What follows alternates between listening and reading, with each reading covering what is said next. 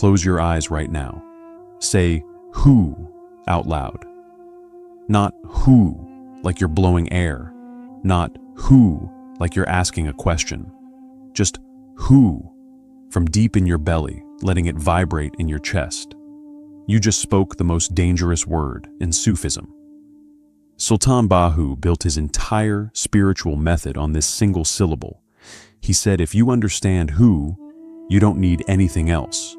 No books, no teachers, no complicated practices. Just this sound. But most people recite it 1,000 times, and nothing happens because they don't know what they're actually saying. Who is not a word. It's a door that's been disguised as a word. What opens when you say it. In Arabic, who means he, the pronoun for Allah when he cannot be named directly. But Sultan Bahu said this is surface meaning, the skin around the fruit. The real secret is in what the sound does to your body when you say it correctly. Place your hand on your belly, just below your navel.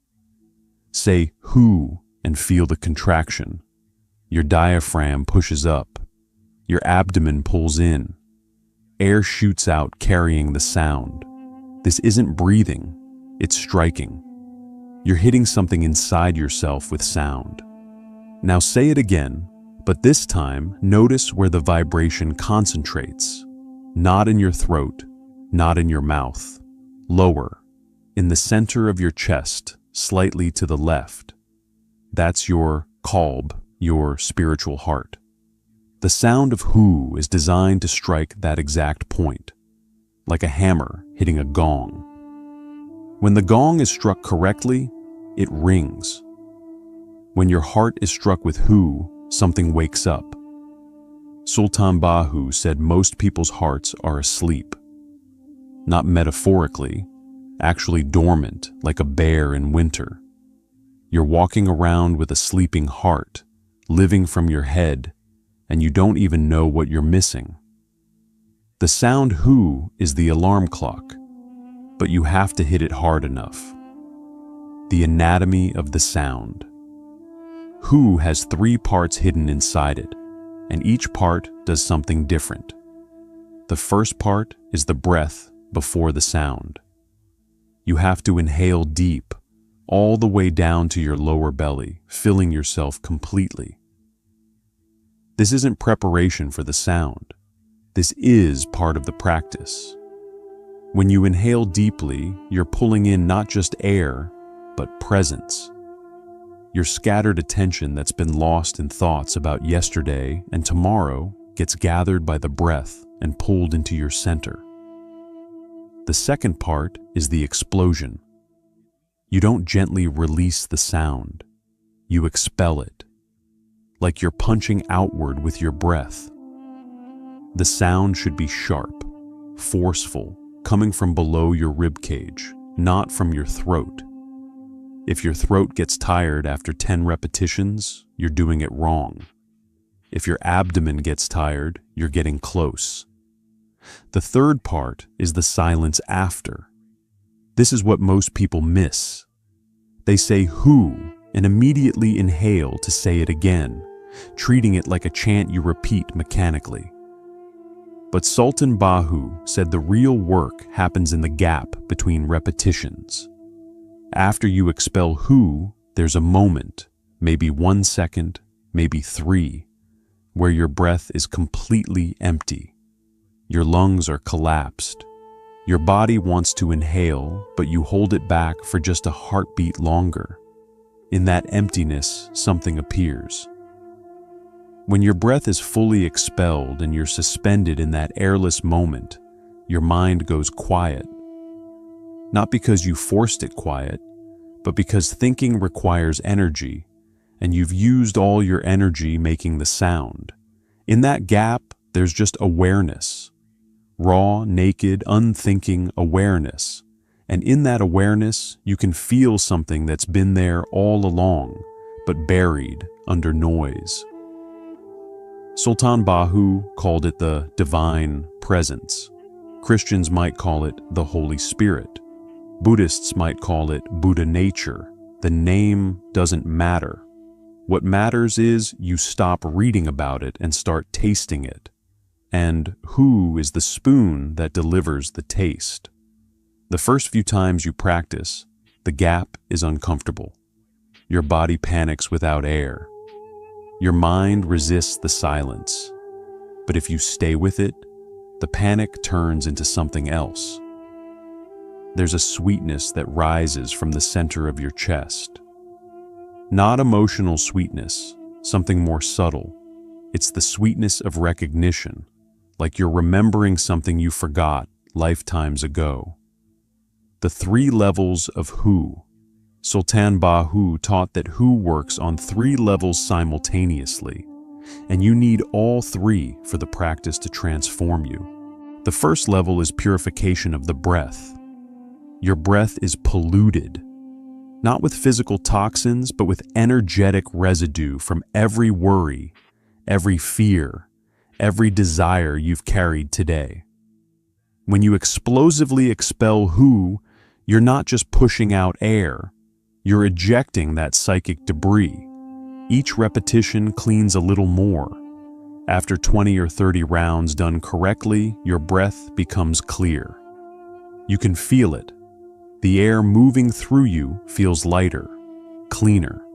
The second level is awakening of the heart. Your spiritual heart has been encrusted with rust. Every sin, every heedless moment, every attachment to temporary things adds another layer. The Quran says hearts become sealed. Who is the polish? The vibration literally shakes loose the rust. Not all at once, gradually, layer by layer. You might practice for weeks and feel nothing. Then suddenly one day during the practice, warmth floods your chest. That's not imagination. That's the heart beginning to wake. The third level is the most dangerous and most necessary: annihilation of the self. The I that thinks it's practicing Who is actually the obstacle preventing Who from working. As long as you remain, your preferences, your history, your identity, there's no room for what Who wants to reveal. But when you practice correctly, repeatedly striking your heart with the sound, something starts to crack.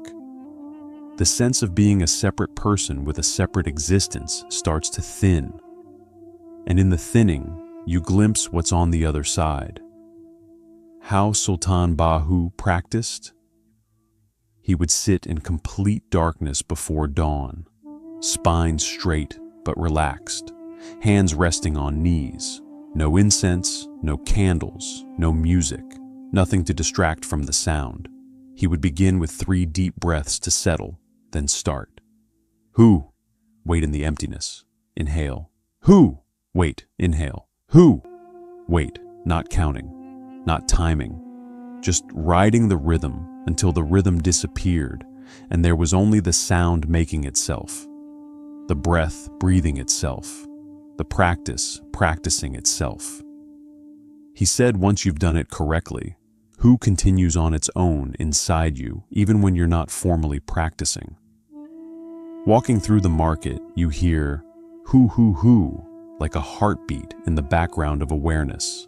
The session would last until his body gave out, sometimes an hour, sometimes until the sun rose. He didn't stop because he completed a set number. He stopped when the practice stopped him, when his body was too spent to continue, when he'd been emptied so completely that there was nothing left to empty. After the practice, he wouldn't immediately get up and start his day. He'd sit in the silence that follows, just receiving.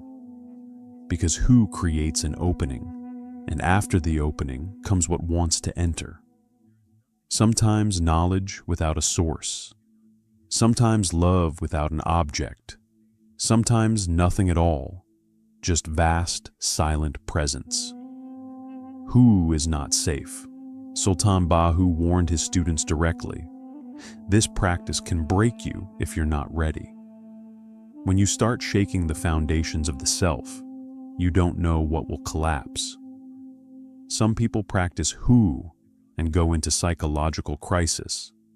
The boundaries they use to navigate reality start dissolving, and they can't function. Their families think they're losing their mind. This is why the traditional method requires a living teacher, someone who has survived the breaking and can guide you through it, someone who can tell you when to push harder and when to back off. Practicing Who alone without guidance is like performing surgery on yourself. You might cut out what needs removing, or you might bleed out. The practice also amplifies everything in you. If you have unprocessed trauma, Who will bring it to the surface. If you have suppressed rage, it will erupt. If you have hidden grief, it will flood through. The sound doesn't discriminate between what you want to feel and what you've been avoiding. It brings up everything that's below the threshold of normal consciousness, and then you have to deal with it.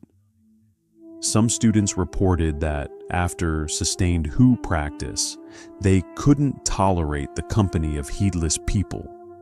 Being around those lost in dunya became physically painful. Others found that worldly pleasures lost all attraction. Food became tasteless, entertainment became boring, even family bonds felt hollow. This isn't spiritual advancement. It's the danger of practice destabilizing you before you've stabilized in something higher. What Who actually means. The word itself is the mystery. In Arabic grammar, Who is the third-person singular masculine pronoun, he. But Sultan Bahu said the Sufis don't use it as grammar. They use it as code.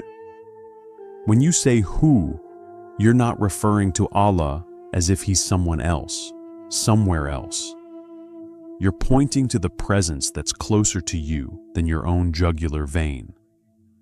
You're calling out to what's already here, but hidden. The sound is a finger pointing at the moon, except the moon is inside your own chest. But there's something even deeper. The Arabic letter, shir-hey-ah, that begins Who is almost silent. It's just breath, just the whisper of air passing through the throat. Sultan Bahu said this is because divine essence cannot be pronounced. It can only be breathed. When you say Who, you're attempting to speak the unspeakable, and the sound itself teaches you the impossibility. You can't capture it in syllables. You can only gesture toward it with breath. The letter, wa, that completes Who means and in Arabic. It's the conjunction that joins things. Sultan Bahu interpreted this as the joining of human breath and divine breath. When you say Who correctly, there's a moment where you can't tell if you're breathing or being breathed. Your will and the divine will merge in the sound. The practice stops being something you do and becomes something that's doing you. If you practice Who sincerely for 40 days straight, every dawn before the world wakes, until your body can't continue, you won't be the person who started. The changes aren't dramatic. You don't levitate or see visions. The transformation is quieter and more total. First, you stop identifying with your thoughts. You still think, but there's space between you and the thinking. Thoughts arise like weather patterns. You observe them, but you're not them. This creates an inner freedom most people never experience. You're no longer tyrannized by your own mind. Second, fear decreases. Not because you become brave, but because the self that fears starts to feel less solid, less real. When someone insults you, the insult passes through you like wind through a screen. There's nobody there dense enough to be wounded. Third, presence increases. You become capable of being fully here, in this moment, without your attention constantly leaking into past and future. Colors look brighter, tastes become more vivid, conversations feel deeper. You've been living in a fog your whole life, and suddenly the fog clears. Fourth, you develop what Sultan Bahu called heart-to-heart perception. You can sense what someone is actually feeling beneath what they're saying. Not because you're reading their face or tone, but because something in your chest responds to something in their chest. The heart that's been awakened by Hu becomes sensitive to frequencies it was deaf to before. Fifth, and this is the strangest one, your life starts organizing itself. Synchronicities multiply. You need something and it appears. You think of someone and they contact you. Obstacles dissolve without you forcing anything. This isn't magic, it's alignment. When you're no longer fighting reality with egoic resistance, reality stops fighting back. You don't need to wait. You don't need permission. You have breath, and you have this moment. That's all Hu requires. Sit comfortably, spine straight. Close your eyes. Place your right hand over your heart. Inhale deeply through your nose, filling your lower belly completely. Hold for a heartbeat, then expel the sound. Hu, sharp, forceful, from below your ribs. Feel your hand vibrate on your chest. After the sound, let your lungs stay empty for as long as comfortable. Just a few seconds. Notice the silence in that emptiness. Then inhale and repeat. Start with 11 repetitions. Not 10, not 12, 11. Sultan Bahu said odd numbers create energetic imbalance that opens doors. Even numbers create symmetry that closes them. After 11 rounds, sit in silence for 5 minutes. Don't think about what you experienced. Don't analyze. Just sit with whatever is present. Do this for 7 days. Same time every day. Ideally before dawn when your mind is softest. Don't tell anyone you're doing it. The practice grows in secrecy, shrinks in publicity. After 7 days, you'll know if this is for you. Either you'll feel a pull to go deeper, or you'll know it's not your path. Both are fine. Who calls who it calls? What Sultan Bahu never wrote. There are things he taught his closest students that never made it into books. The most important one, Hu is not a practice you do until you achieve something and then stop. It's a practice that becomes how you breathe. Eventually, every inhale is silent Hu, and every exhale is letting go. Your entire life becomes the practice.